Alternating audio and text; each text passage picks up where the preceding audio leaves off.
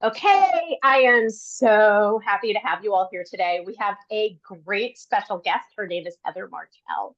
I've known her for just a little while, and she made a very big change in her life a little while back. Big change with like really great results. And I have her here because I want her to talk about two different things. One, she's going to talk about fear. And when you hear a little bit about what she does, you're going to understand why we're talking about fear. And then I also want to talk to her about stuff because what she does also leads to a very different approach to our things and our stuff. Um, Heather Markel is a travel lifestyle coach. She is a full time traveler, not a full time traveler. I've discovered where you put hyphens and commas matters because she is not a time traveler. So I'm actually going to stop with the introduction because I want Heather to do it for herself. So Heather, who are you? Why are you here today? Oh my gosh, who am I? So how long do we have? So I, well, I was for over 25 years a corporate desk job person doing sales, marketing, and customer service once upon a time. I was also married once upon a time. And I decided that I was unhappy personally in my marriage, which I left. And then my job, I realized also unhappy, but I didn't see any other job that just lit me up. And I'd had this idea for like 10 years to, what if I quit my job and traveled for a while? And at first it was pretty much that question. I was like, what if I did that? Ha ha ha. Like, I'll never do that, but ha ha ha, it's funny. And then as the years went by and I was like, I'm feeling more and more misaligned with my life. I want more meaning. I want more fulfillment. And I feel literally like I'm rotting away at my desk waiting for retirement. And something is off here. And it was a lot of fear, and we can go into that. But I made my way through it and quit my job in 2017, thinking I was taking a 6-month career break. Oops. So I'm in year 7 of traveling full time. And when I realized in the second year that travel was actually going to be a way of life, not just a career break, I started asking myself, well, how can I work around the travel? Like I've spent my whole life in, with work at the center and travel around it. What if I put travel in the center and work around that? What does that look like? And that is how I did a TEDx talk about the benefits of living nomadically, which was very much about how I got into this lifestyle. And yeah, so that's so I've been to 39 countries. I'm about to go to country number 40, and that's only in the time I've been traveling full time. I think I've been to 60 plus countries total. And I was marooned in New Zealand for 2 years during the pandemic. So there was another interesting story. So Heather, one of the things that I remember about you is that you were someone who actually traveled abroad during high school. Yeah. And so how does that play a role in, being an adult and wanting to travel? Am I an adult? Oh, I'm so sorry. Yes, you um, are. so yeah, I think I lived with a host family when I was 16, which was super scary. I went on my own, and I was an only child, no pets, living in New York City, and I got placed with a farm family in the middle of nowhere with 8 children, 2 dogs, and a herd of cows. I mean, it was like mind-blowingly different, which really shaped my life, and it made me that, like, I studied high school French, bonjour, je m'appelle, whatever. And then I went there and I learned how to properly speak French, and which came from actually getting drunk for the first time and losing my inhibitions. And, I came away from that summer fluent in French and having made this amazingly deep cultural connection. And that is what inspired my travels. And I went back to Europe for college for a semester. And that's when I started seeing I want to go here.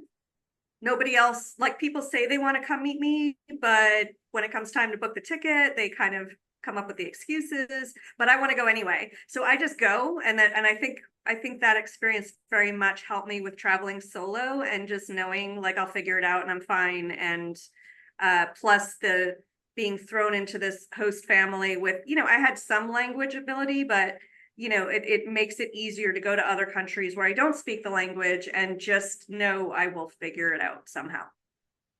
I gotcha.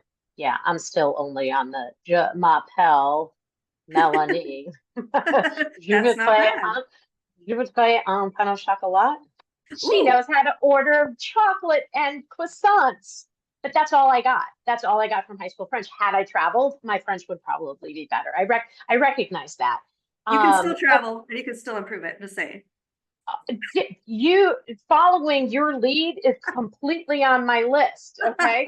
And I feel like I don't want to get too far in, but I feel like with what I do for a living, I could totally do that. Right. Yep. I could pack up my coach bag and move. Although I have questions that I will ask later. Great. What I really want for us to hear from you is like how, a woman traveling alone does this. And one of the reasons is because I think that addresses fear. Like we can walk around New York and we go down a dark alley, that can be scary, but like for most of us here, but that's my backyard and I feel like a little more comfortable with, I know who to call or what to do when bad things happen. But when you're abroad, and this is what made me think that eventually I wanted to do this with you, is you had posted a 2-minute video when you were in Korea, when you were in South Korea. And that's interesting because that's the last country that Felicia has traveled to, I think, was South Korea. Yeah. Huh, Okay. okay. So, and you talked about getting lost, and you talked about getting lost in a country where you don't speak the language. And then you shared what looked like this sense of relief and, like leaning into it's okay to be scared and you're going to get out of the situation. That's when I was like, this is a woman who understands talking about fear. Do you remember that video? I do. Yeah. And I remember like being in the transit system and a lot of letters look similar and like that some stations have the same name in them. And I just was getting so maddeningly frustrated. And I wasn't sure where I was. And there was so Google Maps doesn't work in South Korea. And the apps that do work, you either have to be able to type in Korean or it's actually really, really complicated. And I just had a meltdown at one point. And then I'm like, be resourceful. I ended up like jumping into an Uber and like, I was like around the corner from the place, but I was so relieved. But, I knew I would find my way out. I had to just like, I had resources. I had an email with information and they spoke English. Like I had what I needed there. It just took a moment to take a breath and that's to me, a lot of travel is, oh crap. And then it's like, okay, so this is where I'm at now. I want to be there. And it's probably coaching too, right? And having that under my belt, but it's like, so, mulling in my stress here isn't going to help me get there. So what else can I do? And then do Right. something more helpful. Right. Well, and here's the thing. I saw that video and in my head, I'm like, so this is the time it happens in Korea. I would imagine the same thing has happened in Argentina and in Brazil and in Australia and New Zealand. Although, I think less scary to be lost in, say, New Zealand, than in a country where English is not, the first language. Yeah. How many times has that happened to you? I mean, probably countless, but can you remember other times in other countries where you had the same feeling? Well, I mean, Portugal, I rented a car and I actually somebody challenged me to turn my GPS off and just try to find my way without the GPS. And that was a great experience because I realized I hadn't been really looking at the landscape. I had been looking at the GPS. And by looking at the landscape, I was able to get, oh, I remember that building. I remember like, and so I had reference points, which actually made it easier to feel more confident about driving and getting lost because I knew I'd find my way back. So That's an amazing. Who challenged you with that? Was it another full-time traveler? No, it was somebody I met in there was a whole woofing community down the street from me, and I ended up hanging out with them a lot, and one of them suggested it. That's amazing. That's amazing. So, so you started this 7 years ago. No looking back. You did mention before, but I have aging parents. So, there's no secret. You're not at Easter Island. You're in New York right No, I'm not. now. No, no. You can't trick me. I was Um, there, but I'm not there now. I would imagine that there are very few places, well, compared to some of us here, but so traveling less because of aging parents. Do you do you miss traveling when you're here? I do. I mean, there are times, so I'm in year 7, right? So there is there are a set of challenges that come with traveling full time. And one of them is burnout. I mean, I started this lifestyle kind of like went to Portugal for is that when I'm trying to no, I went to Costa Rica for 6 weeks, had to come back for jury duty, and then headed out to um Portugal and uh and then I realized this was going to be full time. And when I set out in 2019, I was away for 10 months. And that's when I learned, I was it's only natural to carry vacation mentality into this lifestyle, which means, it's like, oh gosh, I don't have a lot of time. 2 days here, 3 days there. Let me, and it's like a lifestyle of constant packing, unpacking, planning, and it gets to be too much.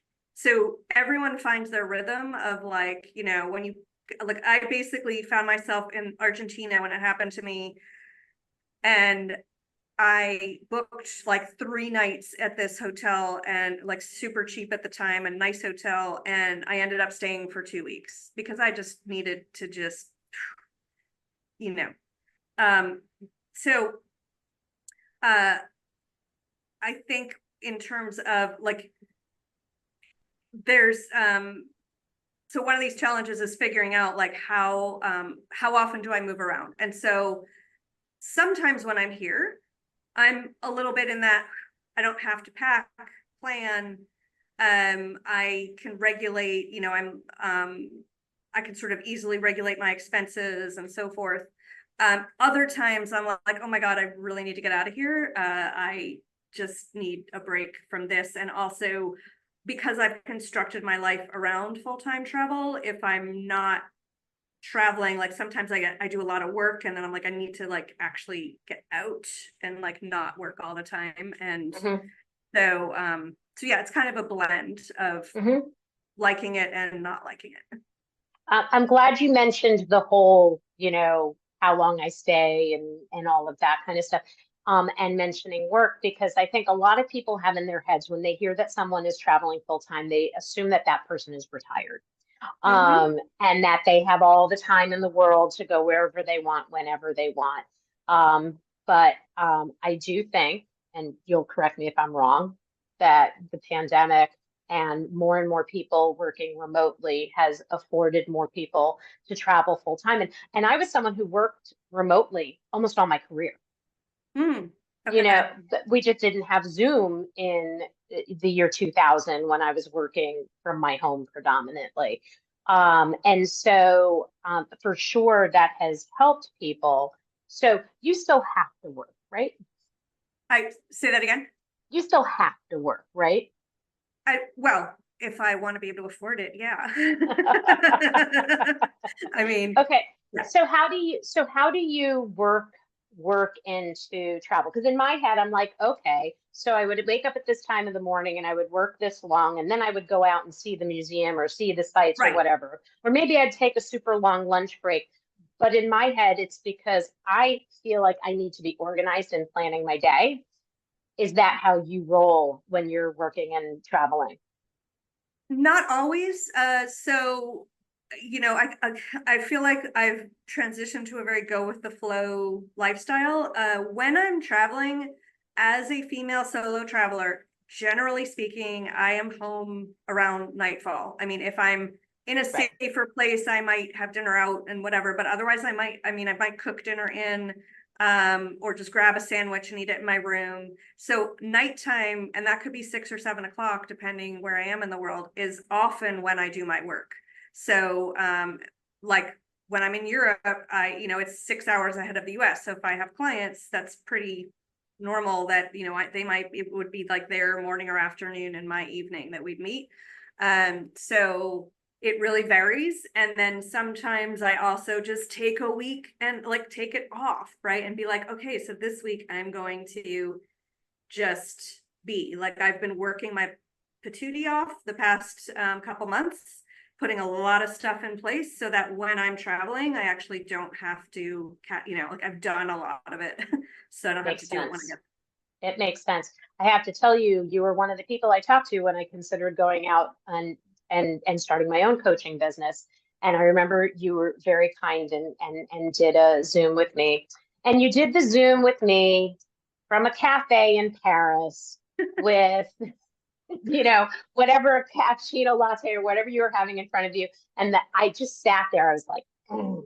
I was both jealous and looking to my future. Like in my head, I'm like, and I can work from a cafe in Paris at some point in my future. So are there places where you wouldn't work when you were traveling there? And is Well, that like, I mean, the first off, there's safety, right? So if it's dangerous for me to take my computer out on the street somewhere, I'm not gonna like, fair enough? right? Yeah. But the bigger problem is Wi-Fi. And I mean, when I was in Costa Rica in 2018, I stayed in this village. I haven't been back to this town since, so I don't know how it is now. At the time in 2018, the entire town, and it wasn't that big, but it was like very spread out. They had 2 gigabytes of bandwidth for the entire town. So that meant if you tried to get on the internet, it was basically worse than dial-up. But add to that, I didn't know that like a few days after I arrived, there was this huge, like, I don't know what to call it, like a festival called Envision or something, which totally turned me off, by the way, because when I saw all these, non-Costa Ricans coming in to this exclusive thing where the locals couldn't even afford to go. I mean, it was, I found a lot of it upsetting, but that Sure. being said, so all these people come in all of a sudden and they're all thinking they're very important and they need all of the bandwidth, and there wasn't any. So, Mm, so something like that can get really in the way of working. It is just not possible when there is no internet connection. right. So So, yeah. so now I would imagine that means that you research a little bit in terms of what's Wi-Fi going to be like when I'm traveling there and stuff like that. So it makes me think of another thing, and that is, so we're not hiding any secrets. You're a woman in your 50s. And since many of us here are in our 50s, there's a point in time where, you need doctor's appointments Yep. or like emergencies can come up. How much research do you put into and what happens if kind of plans? Well, COVID was, when I was super freaked out about what if I get COVID in. I mean, that was a big like, do they have a good expat hospital? Like, if not, I'm not going. Right. At this point, I feel a little bit more comfortable in that. So I was in Malaysia last year, and so I would definitely went into this lifestyle like all my doctors are in New York. I cannot imagine not seeing my doctors in New York. They're the best ever. Like I can't not see those doctors. So I have now had my teeth cleaned in Argentina, New Zealand. I've had, I mean, obviously in New Zealand, I had lots of doctor appointments. And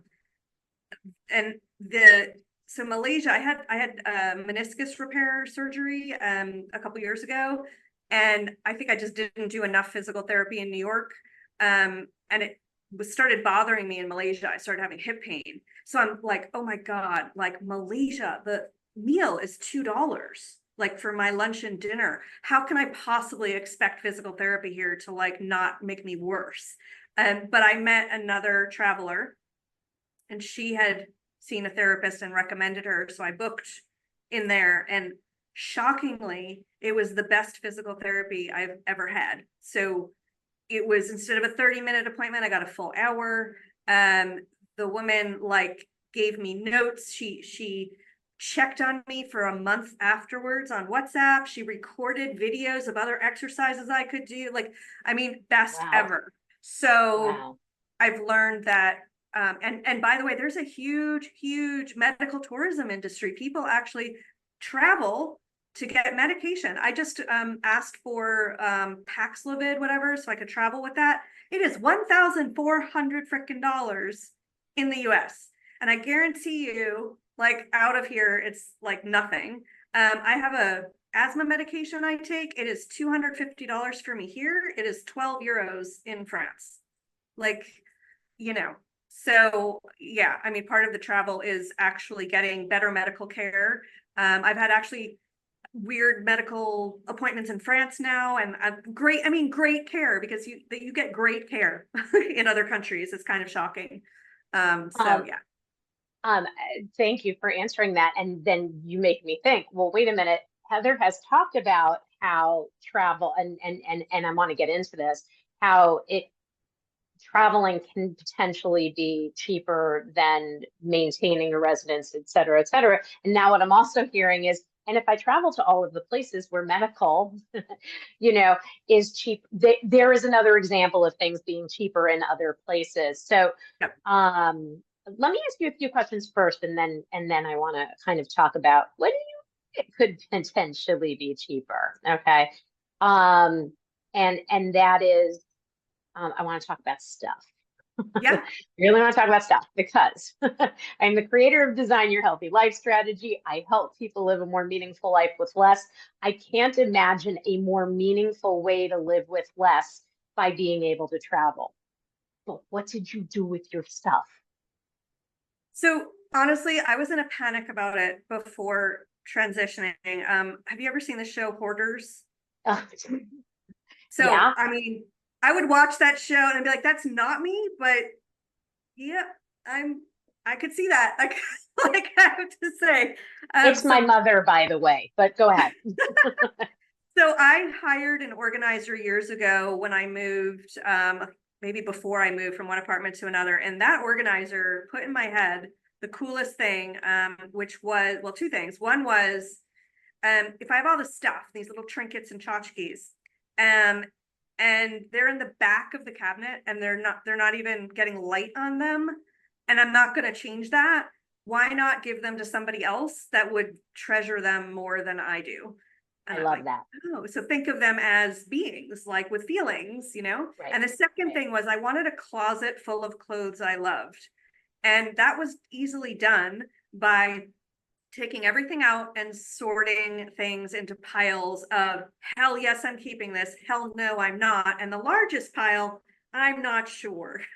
And then, you know, took a while to try everything on, throw out a ton of stuff. And then I had just what I loved left. So that helped me begin downsizing.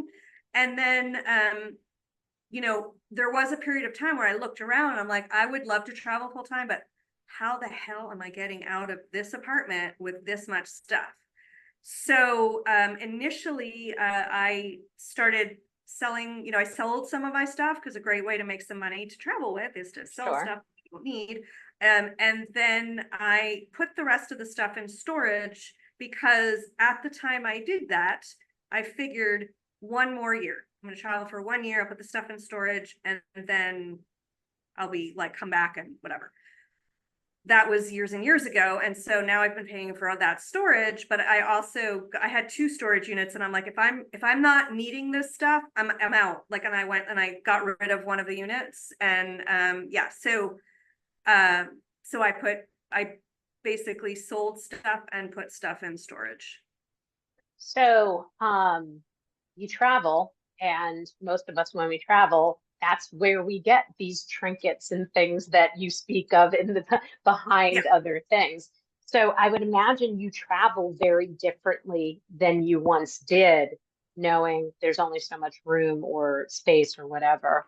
So my big trips used to be like the weekend or the week in Paris, where I brought a giant suitcase with lots of room and an extra bag By the time I left, I could barely close either. They were full of clothes, trinkets, towels, shower curtains, whatever. I mean, I got maddeningly amounts of stuff. And then I would pay like baggage overage fees, but that's the old way. And now, unbelievably, I travel with a carry-on size suitcase and a backpack that's a little smaller. So what I've learned is no matter how little I bring with me, it's still too much. I've gotten much better over the years, but like one thing is I did a lot of, I had a gig with a great online travel magazine for a long time, and I was selling my articles and my photos. And that they got taken over, and I don't know what happened. And then I was like, you know what, my camera it's a mirrorless, but it and the lenses are bulky and kind of heavy, and I'm sick of carrying it around. So I'm not traveling with my camera anymore. And basically, one, I wear the same clothes over and over again. So I got some merino wool shirts, which are awesome because you can sweat in them and they don't stink, and you can, and two, every time I'm tempted to buy something, I now look at it and I'm like, what am I going to do with it? Can it fit in my bag? I weigh it, even if it's clothes. I'm like, how heavy is this? Because I'm going to have to carry it. And how much is it? And is it really worth my buying this or not? And I often put the stuff back because my souvenirs now are like, jewelry that I can carry on me. And like it's just photos mostly. I don't really I might bring back gifts for my mom, but like I don't really do the big gift thing for everybody. They just, they can have their own trip someday. So like I might send a postcard, but like, it's not my job to bring you like Right. I love that we're talking about this. One, because I have traveled with a couple people here and we have overpacked in like ridiculous ways. And then the same coming back, like shipping things instead of getting another suitcase and stuff like that. And it really, the questions you ask yourself before buying something can be so valuable. Like the words that you use, but one of the things that I try to communicate on a regular basis is that the memories are not in the things, the memories are in us. That said, I recognize that some of the things trigger the memory. Like, oh, I remember when. Like I haven't thought about it in a really long time, but then I look at that object, oh, I remember when. And the reality is too much stuff is too much stuff. And I think when you force yourself to have the memories in you instead of the things, it actually leads to enjoying the experience more because you're busy being in the moment as opposed to taking 9,000 pictures or buying, things in every city that you go to. But I do need to talk about like the wearing the same thing every day. Yep. Yeah. It sounds gross. Look, if I'm if it's summer and I'm like drenched in sweat, I might like dunk it in the sink and like wash it with some soap and hang it for the night. But because I stay in a variety of different places, so sometimes I have laundry built in, sometimes I go down the street. Sometimes I'm in a hotel and there's no way in hell I'm paying like $5 a sock. So yeah, I got used to it. The other thing about the way I travel is the worst thing I can do is call attention to myself for having money. In a lot of places I travel, you just don't want to do that. So my bags are kind of beat up at this point. They because they're smaller, it makes me less of a target for theft. And I think I learned that from Rick Steves actually. And I was like, oh yeah, that's a great idea. And I often look like a hobo. I mean, I think I was in New Zealand at some point where a homeless man looked me up and down and decided not to ask me for money. So I'm like, I've got this down. So like that's quite a lesson. So not that like obviously in New York, that's not how I'm gonna behave or dress and all that stuff. But when I travel, I don't really care. Like I'm not.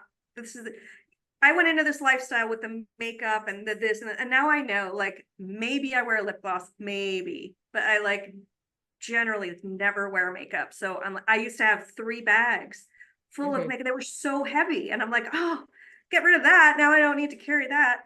Um, it's a lifestyle of really learning who you are at your most authentic and just being Mm. you and not caring. Like, so what that I'm wearing the same shirt every day? It's like, and it's not, I mean, I usually wear it like 2 to 3 days, either in a row or during the week, so that I start with like 3 or 4 shirts. And then the other thing about packing light is when I arrive somewhere, sometimes I like to dress like the locals a bit. So I might go into a secondhand store and buy something that makes me Mhm. feel like I blend in a little bit more. Mhm. So leaving room, and I might actually, that's the great thing about this lifestyle too, is when you live somewhere for like a month, you can acquire stuff from the secondhand shop or somewhere, and then you can donate it back. So again, you don't have to carry it with you or pay fees and Love whatever. that. So and if a secondhand store isn't available, because unfortunately they're not easily findable everywhere in the world, there Mhm. are still really inexpensive clothes you can buy. And Right. I've left, let me tell you, I have left stuff for, depending where I'm staying, if it's the maid or the owner or the whatever, and they are so happy to have the stuff. You can, like, Sure. it's like you made their day. So, Okay, but how many pairs of underwear do you travel with? Because, okay, like, really. actually, I do bring like 2 weeks of underwear, because that Okay. is one thing. Like, yeah, sorry, underwear. I'm not should qualify. I am not wearing the same underwear more than one day in a row. So, yeah, that gets cleaned. My grandmother was always a great traveler, and I was always surprised how little she took. And, she said whether they were on a cruise or an all-inclusive, they took long trips. And she said, guess what? I can wash bras and panties in a sink and leave them over the shower to dry. And I remember being like, yeah, but like somehow there was a yeah, but in my head. And that was as a young kid, a teenager, as a young adult. Now I get it. Yes, you're right. I could. However, I am so happy to hear that Heather travels with 2 weeks worth because that makes me feel a lot better. Um, Yeah, so yeah, thank you for sharing for that. sure. Okay. And so how do you decide where you're going next? So it's often by feel. There's some places that were on my bucket list, and I'm like, I mean, that's not really a bucket list. It's just I felt like I need to go there. When I first started traveling, I had vacation travel. I could only go away for a week or two. I mean, I could have gone for more, but I felt guilty. So that meant places like South America and Africa were just, and even Asia didn't make sense because I'm going to lose 2 to 4 days of that travel in transportation, getting there and back. So first was, oh my God, I can go anywhere. So it was, and I want to go as far away as possible. So that was that. Now so each year kind of has a theme. This year's theme appears to be booking travel to places I actually don't want to go, realizing it after I make the booking and rebooking. And that's about getting, so this lifestyle has made me very introspective, and you can't not be. It's like you really learn who you are in every moment and what is holding you back in every moment. And there are still times, now that I'm worried about my parents and wanting to be back, like I'm making decisions um that aren't for myself. And so I have to remind myself, but this travel is for me, and I'm going to go where the heck I Mm. want. And it is very liberating to like, earlier I was in Mexico, not Mexico, I was in Argentina a couple months ago, but I had booked Mexico. I booked Mexico originally in the Yucatan because it was closer, and if my parents needed me to come back quickly, it was a quick flight. And then I was like, but I don't want to go there. Like, I'm looking at what I'm like, I don't want to go. I'm like, I've been to Argentina, but I want to go back to Argentina. So I just booked Argentina. And this trip that I'm going to Turkey, but originally I had booked Georgia to Bill see Georgia, the country. Um, and I And am eat interested. and eat all the food there. Okay, Gar, sorry. Go Yeah, ahead. like I'm interested in going to Georgia, but I'm like, but it's like I'm like I keep wanting to go to Turkey, and I keep like making other plans. So I'm like, why don't I just go to Turkey? Like, Wow. So, is there someplace you would like definitely, I'll never go there. Like, no, no interest. I don't know about never, but like I have to say, one thing that's really upset me in my travels is learning in Africa, like South Africa, about how rhinos are hunted for their horns, and in Portugal, the seahorse are overfished to the brink of extinction, all so that Chinese can have their little medicines and that don't work really anyway, from what I can tell. And the way they treat sharks, I'm like, take the whole shark and use the whole shark, don't throw it back in the ocean. That's my opinion. Mhm. I'm not okay with how they treat the world, and I have no desire to go to China, except I met a lovely woman from Shanghai who wants me to come visit her. I would go to Shanghai to see her. Mhm. But and Russia also, obviously, you know, like not a big fan. And the thing is, one thing about travel is learning that the people of a country are not the government of a country. They are very different. Yes. And so I don't want to give the impression that every Chinese person or every Russian person is, it's Of just course. what I'm seeing from the outside makes me not want to go. But at some point, would I go? Maybe. Like I mean, it's just that I'm not running there at the moment. Things change on a dime. You never Yeah, know. yeah, I exactly. had a kid in Russia at the I beginning of remember that. 2020. You had to come home. And we You always were gonna go said, visit. you'll go. Yeah, we were going to go. We were going to do Poland Yep. and Russia and Belarus, and not safe to go to Belarus. No one's going to Russia. Um, but I appreciate knowing that like things can change. Yep. Where have you not been that surprises you because it's someplace so fat, or that surprises other people because it's so fabulous? Mexico and Turkey, actually. I think a lot of Oh, people are okay. surprised I haven't been to either. Mhm. Probably, I don't know. I don't know that I've thought about that question. That's a good one. But those two come to mind kind of easily. And when you travel, how long do you typically stay in a country? I know it's visa related, but maybe you have more Yeah. detail. So, again, with aging parents now, it's a little bit different, but when I've been able to just go as long as I want, I mean, at this point, I prefer to stay at least a month in a country, because then you start getting a real sense of, what life is like here day to day, and you feel like you live there instead of like just travel through it. Um, but I mean, Argentina in 2019, I was there for 4 months. And that's the visa's only Wow. 90 days, but that's a really cool place where if you go out of Argentina, cross the border into Chile, for example, and come back in later, you renew your 90-day visa. I wouldn't use that as a long-term strategy, but you can get away with it like twice.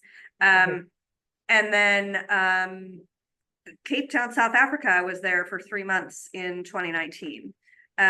So, it varies, and I'm very much like, I'm South Korea was funny. I landed in Seoul, and I must have flown in the storm that blew away all the cherry blossoms. So I like just missed that. And Oh no, not that I went for that. I didn't actually go for that, but it but just it's a happened. benefit. So, but there are very few places I've been that I wanted to leave so fast. Like I was really unhappy the first week, because yeah, it's a huge language barrier. It's a huge, like, it turned out I was also staying, I cashed in some Marriott points, and I like to like make them last. So I stayed at a Marriott that was like 40 minutes outside the center of Seoul. And that area, like my hotel all spoke English, but the surrounding area, Mm. just to go out and get a meal or something, or my Metro card filled, there was very little English, and it was Mhm. super hard because I felt like, oh my God, I should be speaking your language. I'm in your country and I totally don't. And you're frustrated with me because I can't say the right thing. And then I get, everyone here wears muted colors. Every moment I know that I'm doing something wrong. I get that I'm doing it wrong. I just don't know how to do it right. And Mm. I wanted to leave like the first week. But Oh, I made it through, and by the end of the first week, when I realized I'm doing this wrong, and that's okay. like like I made it okay. Then I started absolutely loving it. And I went to Jeju Island, which most tourists to South Korea don't make it there. That also changed the game for me because I guess people in Jeju either live in Jeju or they're coming from Seoul on vacation or Busan. And so they're like in vacation mode. And so I started meeting Koreans, like very pleasant, lovely Koreans. And then it just went up from there. And I just had, I love South Korea and I can't wait to go back. imagine if you had left sooner, you wouldn't have had, the Exactly. experience that you had. Yeah. Yep. And I remember I saw you like literally the day you got off the plane Yes, from that's South right. Korea. The Yeah, reunion. yeah, Yep. yeah. She was Yep. the person who traveled the furthest for reunion. Um, it's so you mentioned that you were talking about having cashed in Marriott points. So like, you know, always stayed in hotels. And now I have really learned I much prefer doing Airbnb because I feel like I can make it my home base. I can have breakfast there, I can have lunch there, whatever. And sometimes you experience very unique things in doing that. Where do you usually stay when you're traveling? So it totally varies country to country. And Airbnb used to be a favorite, but now most countries, when they add on the cleaning and service fee and it's like double the night's charge, I'm out. Like that's just total Gotcha. greed to me. And Mhm. plus it makes something that's in my budget become not in my budget. Um, Gotcha. in Argentina, though, I stayed in Airbnb because they didn't do that.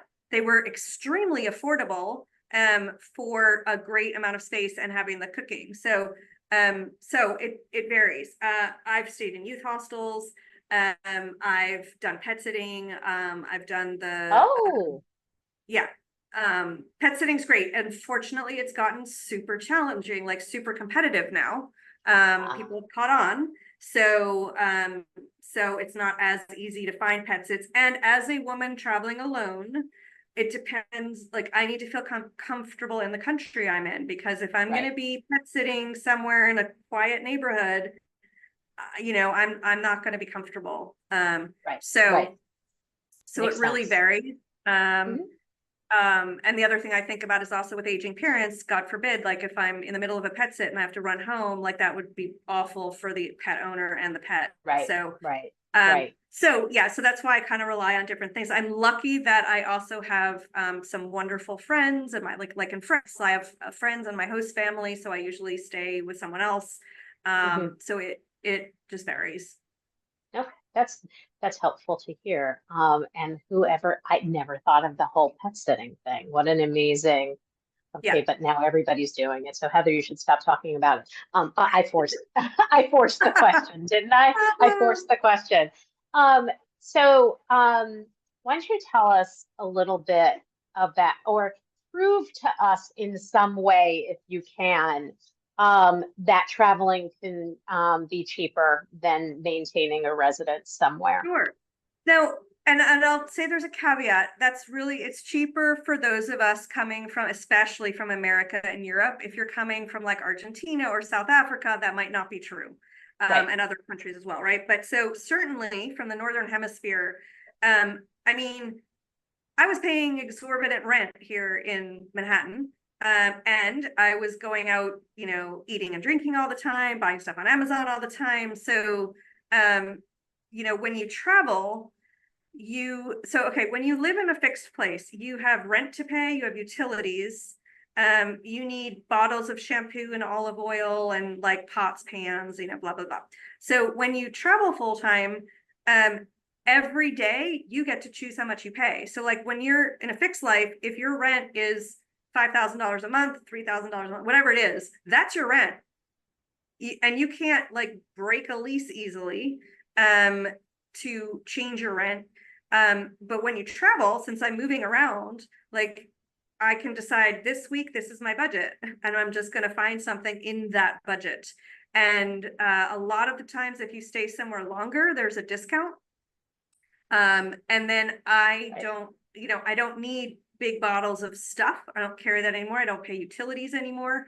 Um, and I'm not doing all the shopping I used to. Just the shopping alone. I mean, just imagine right now, if you're listening, like, if you think about everything you've bought that you didn't need in the past 6 months, and you totaled up how much money that was, and that was just sitting in your bank account instead of on your hanger or your table or whatever, all that money could have been going to travel.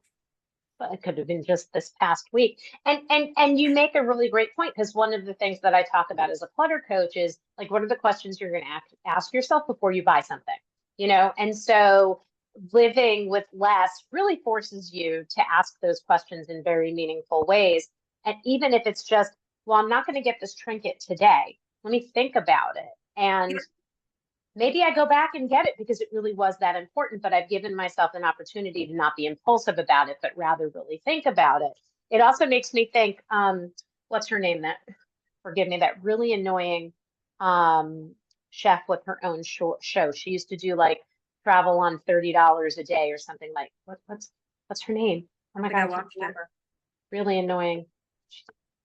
Come on, Bill, you should know. All right, whatever. But I remember watching, and she'd be like, Paris on $30, a day, Buenos Aires on, $30 a day. And she would show all these like really great, like cheap places. And the reality is those places are in New York City. They're, in every major US city and across the world. So I would imagine sometimes it just takes a little bit of planning, like knowing where to go and I mean, yeah, it's like when I was just in Argentina. So in 2019, Argentina was pretty cheap on the US dollar. It is not anymore. It is not expensive, but it's definitely not the deal it used to be. But empanadas for like, I could get like 4 empanadas for $1 or $2. And for me, that was enough. That was more than enough for dinner. And I could get, for sure, a bottle of Malbec for a couple more dollars. Do you know what I mean? Or I could go out and eat the juicy, amazing steak with some wine. But even that, I mean, it's $20 or $30 as opposed to like $90 or $100 in New York. So again, This is the whole mix and match thing. Like some nights you spend $2 on dinner and some you spend, 40. So it's just up to you. Gotcha. So so you have a coaching business. Yes. You help people with travel lifestyle. Tell us a little bit about your business, because there may be people here or people who watch the recording later that might be interested in being introduced to you and your coaching business. Yeah, so I love working with especially like the mid-career professional that is either like frustrated, like I was in that desk job, knowing there has to be more meaning to life than rotting at this desk another like 10, 15, 20 years. Or the person that has that, you only live once dream of like, I really want to travel. And the reality is, I don't know. We don't know if we get to live to retirement, and we don't know when we get there how our body is going to be, right? And so they don't want to wait for retirement, but they also don't want to ruin their retirement plan by doing this lifestyle. So that's my core market, as well as I'm now starting to find people hiring me because they're already living the lifestyle and they hit one of those challenge points, and they want a coach that gets it to help them through it. So, but with the former, basically I'm working to help my clients understand how to afford the travel, how to sustain the travel, and how to navigate the travel. So I like to set people's expectations, help them prepare. The biggest area, of course, is how on earth do you afford it? So I have a lot of, I have like courses as well as one-to-one coaching to help people understand, like, how do you create a fundamental travel budget? What are all the tips and tricks you need to, afford it, this lifestyle of day to day? And what if, like me, you're not really into staying in a youth hostel with like 20 other people, but you don't want to, you kind of want a little bit more luxury style, but without spending the luxury money. So like, those are kind of the areas that I help people. And the other thing is, you might go into this lifestyle like I did, thinking it's only for a few months or half a year, and then you love it so much you want to keep going. So it's about building a plan that helps you understand if that happens to you. Great that you set the budget to do this long, but what if you want to keep going? Like how would you do that? You know, you make me think about my grandparents. My grandmother, once she got to a certain age, said that she regretted not having done Australia, New Zealand, and the Far East first. You know, they did Mhm. everything close first. They've been to every island in the Caribbean. She's been to every country in Europe, um, but never made it there. Yeah, And so I would imagine that plays a role with some people. You know, don't do the easiest first. Start with the hard first. yeah. You know, I can do hard things, and once I do that, then the rest of it gets easier. Yeah. Yeah, like flying 14 hours to Asia in economy isn't easy. And the older you get, like it's just, So yeah, start with that. I was like, I don't do well flying to California. Flying to Hawaii was a number, and I see Felicia nodding her head because she was in South Korea last December. And you know, it's like giving up a day for travel. Yeah, To your point before that, like, you know, for someone who's not a full-time traveler and you just have the 2 weeks, and now all of a sudden several days are taken by travel, or for yeah. some of us, and here's my next question for you, some of us who I do not do well with time zone change. Mm, And I can travel from yeah. Florida to New York, and that's not happening anytime soon, and be exhausted just from that travel. So how do you manage jet lag? Yeah, I mean, I'm lucky, right? Like I don't, it doesn't matter, if I'm tired for a few days, like whatever. So I know like Europe, typically I arrive, like I don't sleep well in flights. So um I arrive and I'm usually exhausted. I'll fall asleep super early and usually oftentimes the first day I'll sleep wicked late, like noon or 1 in the afternoon. And then night two, I might not sleep very well. And then by night three, I've kind of started getting a rhythm. Um, Right. so and the other thing also that can help is if activity, like getting out in the daylight, walking. When I went to Iceland for the first time and I swam in the Blue Lagoon, the first day I got there, that was like that acclimated me immediately. Like Mm. it woke me up and then I like slept at a decent hour and a really well after that and I was fine. So Mm. I think and then when it gets to like Asia, I mean it's like it's swapped. So night is day, day is night. I kind of look at it like I'm just going to be tired and out of whack for a few days and I'm just going to be Right. okay with that. Right. You're going to have to be, right? Yeah, pretty much. I want to be respectful of everybody's time, and I also want to give other people a chance to ask a question if there's a question that I didn't ask Heather. So I just want to give everybody a second to kind of think about what might have been missing in the conversation for you. And if you have a question, yeah, there, let's go, Rebecca. Yeah, so I've done some traveling when I was younger, but I was bartending a lot and not taking as many classes as I probably should have been taking so that I could travel because traveling was one of my dreams. I felt like I wanted to see the world more than I wanted to do anything else when I was younger. And so I did. I went just three places, Africa, Russia, and Costa Rica, Oh, but those places and Africa is like huge. So I went to Kenya to be specific, and I went to a few places while I was in Kenya for a few months. But I saved so much of my money, and I everything I did was so I could do that. Um, I even took some of the money from a student loan that I had that I was supposed to be using for my books, and took money out of that so that I could go. So like I don't have a family who's super loaded or anything, and but I was staying with family who lived in these countries. yep. um and that was like how I did it. It was so cheap, um because I didn't have to pay. But I'm just wondering, like, what's the deal with like seed money, you know what I mean, to start doing something like that? I mean, I can't, I don't know what my life would look like doing that now because I have kids. I would have to figure out all of that. But like, how do you pay to like start? Sorry, I'm looking for a plug. My phone's So gonna die. I just started working with a new client and is she has her own struggles with money at the moment. And what like one idea is that we worked on is we mapped out when she wanted to go and for how long, and then how much money she would need to do it. And then we worked backwards, and she's putting like a weekly amount into a savings account starting now. And you can do that right now. I mean, everyone on this call, and even if you say I have no money, you absolutely have 50 cents, $1, like whatever it is, you have something. If you put that into an online savings account, and I say online because an account where you can't just whip out an ATM card and take the money out in 2 seconds. So you have to really think about taking that money out. Put the money in there and designate it as your future travel fund. And it's just one of those things. If you do an automated transfer, don't even pay attention. Just like whatever your amount is, $1, $10, $50, whatever, just make it a recurring transfer over there. Don't look at it. And like in 2 months, when you look at it, you'll be like, oh my God, I totally forgot about that. And wow, now I have this much. And if I can do this, maybe I should put a little bit more in there. And yeah, so like just grow it that way. I love that. So let's just say Rebecca wanted to travel as a family and her kids are 14 and 9 or something like that. Did I get that about right? Do you work with families who are traveling as opposed to just singles?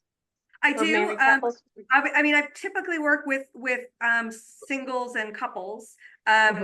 But I mean, the same principles apply. So, so I can absolutely, like I just gave you advice. I mean, that's the same advice that I would give anyone, no matter how they're traveling. And, it's really about looking when you build a budget, figuring it out for 4 instead of for 1, right? So it's just the numbers change. When you're coaching oh, sorry, go ahead, Rebecca. No, I think it's a cool thing to think about. And when I was younger, I did want to have like international ability with my kids, because I think it makes you see the world differently and humanity differently. And then, in my like utopian ideal, like I feel like it makes you just see people as people, and less like that person is that kind of person and that person is that kind of person. And I feel like that's like too many people suck at that. Yeah, and I also can say that, I mean, there's been a huge growth in people living nomadically. I think I looked at this Harvard Business Review article recently. I think it's like 17 million Americans consider themselves nomads now. Wow. And from what I see across the board, it's the 50 plus group that is getting more and more into this lifestyle. And there's a lot of people out there with kids. So for every person that comes to me and says, I couldn't possibly because, I'm like, really? Because I know this person that's in the same boat and they're doing it. So. Right. Thank you for sharing that. Because I think, we said this in the beginning that a lot of people, when they hear nomadic travel, they immediately assume someone who's retired. And back in the day, people were retiring in their 50s. That's not so common anymore. So if we're waiting until we retire at 64, or, for some of us into our 70s, the travel period is up. And I love knowing that there are people out there traveling with their kids so that their kids do learn how to be members of not the American society, but of, planet Earth. And how much they can learn in doing that. Absolutely. But Rebecca, we like you in Brooklyn and sticking around with all of us here. Anybody else? I keep saying I want to be respectful of people's time, and then there are like 92 other questions. So is there anything else, Renee, Felicia, Bill? Yeah, Renee, go ahead. Yeah, I'd love to find out what has been the biggest change for you as a result of all the traveling you've done. Well, personally. Yeah, I mean, one big change is, there's 2 big ones, I guess. So I used to be a pre-planner. Everything was, I'm going away for a week or 2. I plan every detail, like the flight, the tours, the restaurants were booked. Like there was nothing left unplanned. And I could never have imagined that I would be able to just land somewhere and figure it out. And that's one, like I'm much more able to adapt to just being in the moment and figuring it out than I ever imagined. The other thing is, there's been a lot of personal things, like personal growth, because like year 1, especially if you're solo, I found was a very introspective year. where all the stuff that I like, this is definitely not a lifestyle for someone running away from things, because I didn't go into it running away from things. I went into it for the joy of it. But then I found like, oh God, like I didn't realize this is an issue I thought I was done with, but apparently I'm not. And those things came up. So I have learned a lot more about, I had a big issue personally with self-respect. And I've done a lot of work on both recreating that respect for myself, learning where it comes from and what I'm, what I'm not going to tolerate anymore, and practicing respecting myself. And that's made a world of difference too. I love that. I Thank love you. that. So Heather, one great moment, we hadn't seen each other since high school, and we got together right around Valentine's Day in 2020. And you still weren't positive where you were going, because I think you wanted to go to like Thailand or Indonesia or somewhere in the Far East. You were like, there's this thing, this COVID thing. And I sat there, we were having our coffee. I was like, don't be ridiculous. It'll be over in a few weeks. You go wherever you want to go. So happy you didn't listen to me. That was just such a crazy, I mean, it was so crazy because January of 2020, I was like, oh, I finally know what I'm going to do. I'm going to start this business helping people that want to travel full time. I got it. I started building all this stuff. I got featured in the New York Times. I met, what's her name? Oh my God, the astrologer, the famous Susan. Oh my God, she's a famous astrologer. I can't remember her name, Susan something. She was the one, she said something about me in real estate, and like I got featured in the New York Times in the real estate section right when she was saying this. It was just wild. So Susan Miller, that's it. So, I fly off to New Zealand, and, this is COVID is a China problem. I get asked, in Sydney as I transfer planes, have you been to China? I'm like, nope. They're like, okay. Yeah. And that was just so surreal to like, be in New Zealand, which is 2019 was the best travel year of my life, and probably one of the best years of my life total. And 2020, I'm like, this is going to be even better. And, and then I'm like in Rotorua when they, which is in the North Island of New Zealand, when they declare the pandemic. And I booked a week up north, thinking this will just blow over in a week. I'll just like hang out there, and then all of a sudden I'm faced with this choice of like, we're locked in the country and you can either leave now, but you need to go now because we don't know how long flights will be available. And if you don't go now, we have no idea how much longer you'll have to stay here. And That had to be scary. It was scary. Like I called my mom, I was crying. I'm like, I don't know what to do. And I mean, partly New York was the epicenter at that time. And I'm like, it seems like staying in this beautiful town I'm in with lots of nature seems like a better choice than being confined to an apartment in Manhattan for, whatever. Yeah, and then I spent some time being like, wow, I quit my job. I finally had the nerve to quit my job to do this thing. And now the one thing I can't do is the thing I quit my job for. Like, what? So, and then again, I stopped my pity party, and a lot of what I now teach and have created kind of came from knowing that travel bubble was going to burst and being ahead of it. Well, I mean, and if I remember correctly, you chose, whether you knew it or not, the perfect place to be for the pandemic, because after you only had to quarantine or stay in place for like a relatively short period of time because they let no one in, right? We had 75 days of lockdown, and then it was just we were on, our levels were different than yours. It was like level 1, basically no COVID for a year. And I was taking Latin Fit, sweating, hugging my friends, like it was just normal life, and it was weird to feel guilty about having normal life, like looking at the rest of the world and being like, yikes. And, how much of this do I share because I feel really bad. But when somebody published that, like they made us, it was like prison in New Zealand. I'm like, I don't know what you're talking about. Like I'm here, and like, it's just not, but anyway, yeah, so that was an interesting time. I have to tell you, if our daughter had been studying in New Zealand and not Russia, it Yeah. would probably have been a very different experience. And up until the day she left, it was like, I'll be fine here. I'll be fine here. No, you will not. You are coming home right now. And I Yeah. probably would have said the same thing if she was in New Zealand, because that feeling of like, I'm going to take care of my kid. I'm not going to let Right. anything bad happen to her, when in fact, had she been in New Zealand, it may have been better for her than living in our home. I don't know. Yeah. So there's that. Yeah. I Yeah. mean, it worked. Look, I never, I mean, when they said, we don't know how long you'll be here, I assumed maybe 3 months, 4 months. But then as things developed, I mean, there was a time when you could not get into New Zealand unless you were a citizen, but you could get out. There was a period where like the flights weren't guaranteed, but then it was like a little bit easier.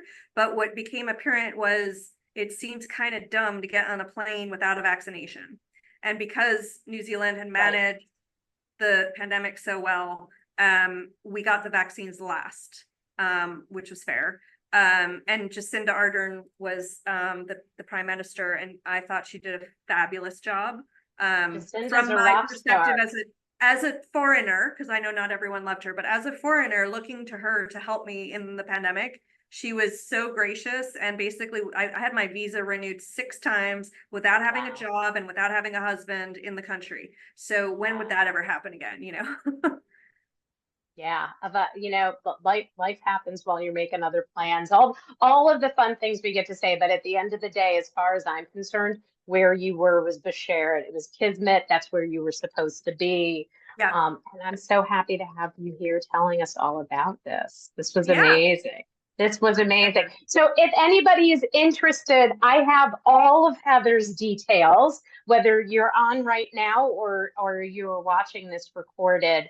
I will say that I quite selfishly had Heather here tonight. One, because I knew she'd be great to talk to my people, since my people are managing fear and they're also managing their stuff, and that fit in.